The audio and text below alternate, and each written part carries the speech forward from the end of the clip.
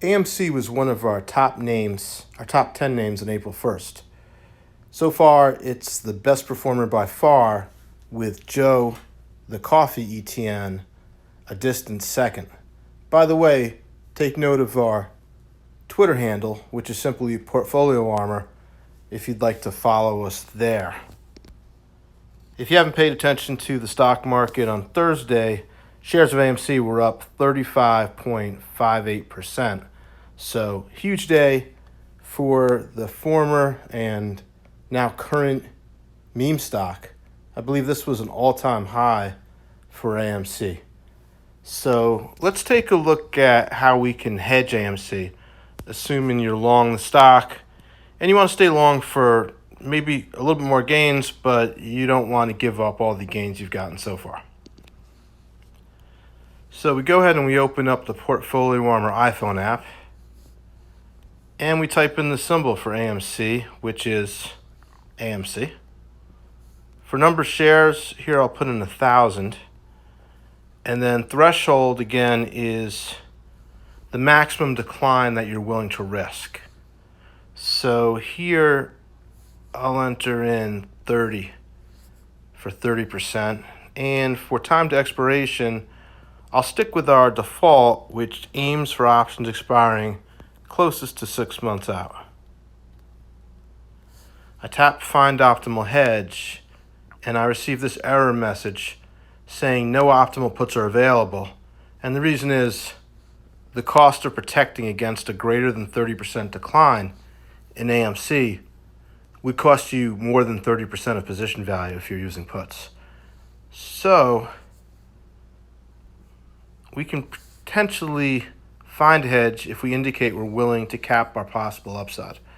So I've entered in 43% for that cap. And then we go ahead and tap Find Optimal Hedge. And this time we're presented with an optimal collar. And as you can see here, the net cost of this collar is negative, meaning you would collect a net credit of $1,700 when opening this hedge. That's equivalent to 6.41% of position value. And to be conservative, that was calculated using the ask price of the puts and the bid price of the calls. In other words, it's assuming you're placing both these trades, buying the puts and selling the calls, at the worst ends of their respective spreads.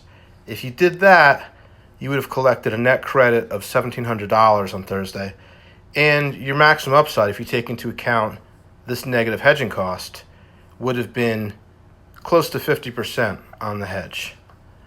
In practice, you would have gotten a larger net credit because in practice you can often buy and sell options at some price between the bid and ask.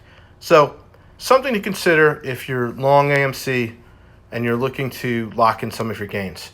You could also play around with the time to expiration if you want to experiment with, let's say, going a shorter time to expiration.